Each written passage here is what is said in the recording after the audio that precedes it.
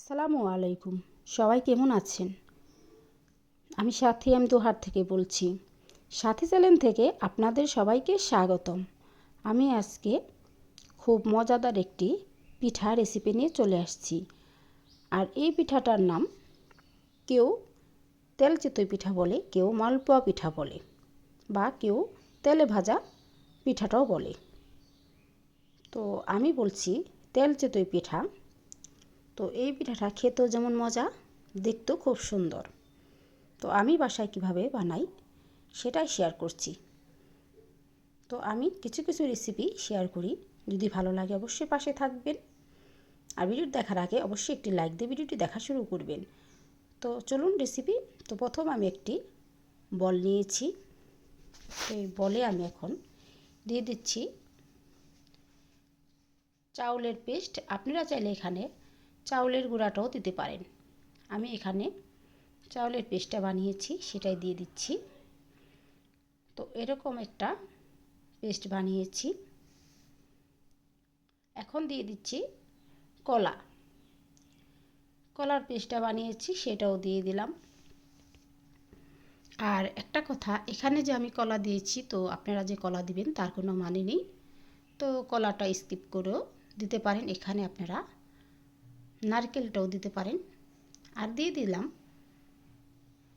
গুড়। আর আরেকটি কথা, এখানে যে আমি গুড় দিয়েছি তার কোনো মানে নেই যে আপনারা দিবেন। তো আপনারা চাইলে এখানে চিনিটাও ব্যবহার করতে পারেন। আর দিয়ে দিয়েছি 1 কাপ ময়দা।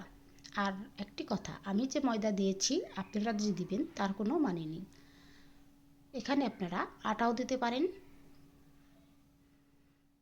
তো এখন দিয়ে দিচ্ছি 1 চামচ ইস্ট। আপনারা চাইলে এখানে ইস্টটা নাও দিতে পারেন। তো আমি দিলাম। তো আমি কিভাবে তৈরি করছি সেটাই শেয়ার করছি। এখন দিয়ে দিলাম লবণ। তো লবণটা আমি ভেজে নিয়েছিলাম, তাই লাল লাল সাদা ভাবটা নেই। এখন আমি সবগুলো মিশ্রণ একসাথে মিশিয়ে নিচ্ছি। তো মিশিয়ে একটা ঘন বেটার তৈরি করব। তো প্রথম আমি চামিচ দিয়ে নেড়েছিলাম, এখন আমি হ্যান্ডার দিয়ে নাড়ছি। আর এখন আমি দিয়ে দিচ্ছি দুধ।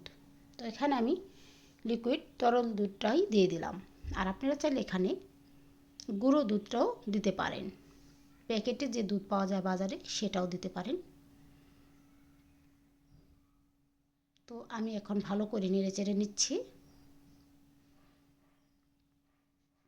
তো মিষ্টির জন্য যারা লবণ পছন্দ করেন না তারা স্কিপ করতে পারেন। আর একটু লবণ দিলে সমস্যা নেই, মজা লাগে। আর পিঠার টেস্টও বেড়ে যায়। হালকা পাতলা লবণ দিতে হয়। আর দেখতেই তো পাচ্ছেন যে কেমন একটা বেটার হয়েছে। আর আমি চামচ দিয়ে আপনাদের দেখিয়ে দিচ্ছি, এরকম একটা বেটার হবে। খুব একটা ঘনও না আর খুব একটা পাতলাও না। তো আমার বেটারটা হয়ে গেছে অলরেডি, আমি রেস্টে রেখে দিলাম।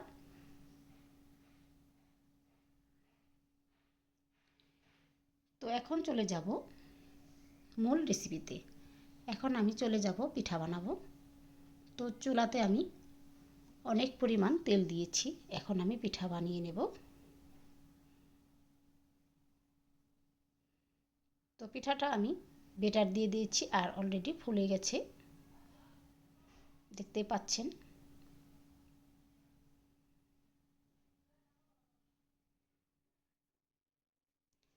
প্রথম পিঠাটাই আমার ফুলে গেছে। তো মাশাল্লাহ সবগুলো পিঠাই হয়তো ফুলবে।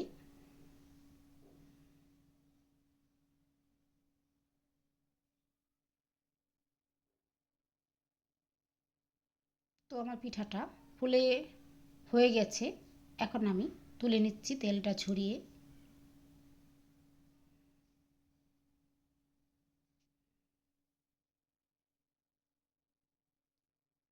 তো তেলটা ঝরিয়ে আমি তুলে নিয়েছি।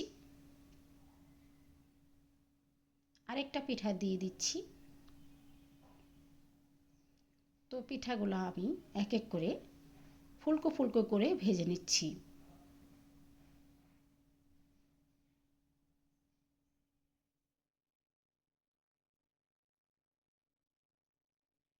আমার রেসিপিগুলা আপনাদের কাছে কেমন লাগে অবশ্যই কমেন্ট করবেন আর ভিডিওতে লাইক করবেন।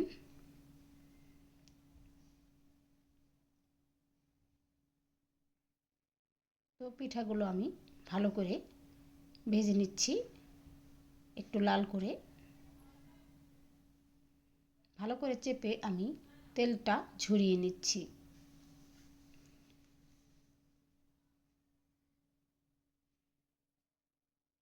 তো আমি কয়েকটা পিঠা বানিয়ে দেখাচ্ছি। এরকম ফুলকো ফুলকো পিঠা হবে।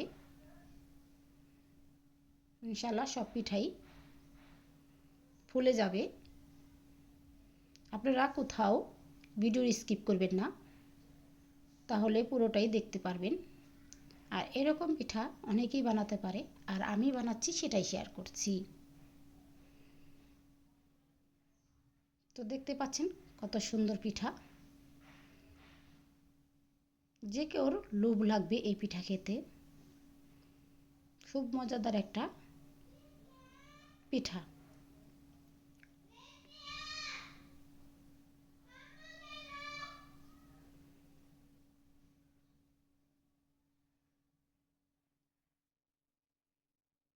তো পিঠাগুলো আমি আপনাদের সামনে ভেজে দেখিয়ে দিচ্ছি।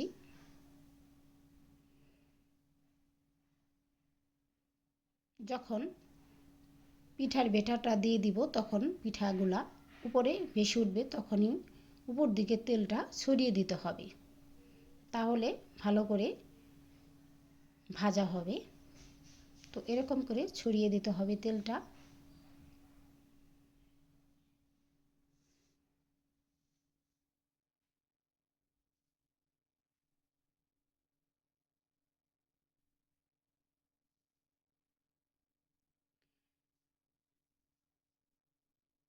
খুব সুন্দর পিঠা হয়েছে।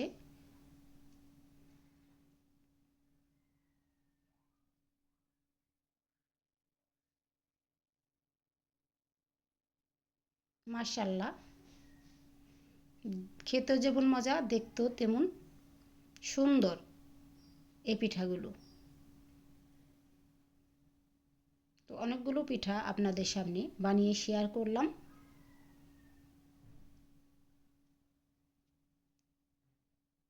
তো বাসায় ট্রাই করে বানিয়ে খেয়ে দেখবেন। তো আমার পিঠা বানানো হয়ে গেছে, দেখতে পাচ্ছেন খুব ফুলকো ফুলকো পিঠা হয়েছে। আজ এই পর্যন্তই। ভালো লাগলে সাবস্ক্রাইব করে ভিডিওটির পাশে থাকতে পারেন। ধন্যবাদ।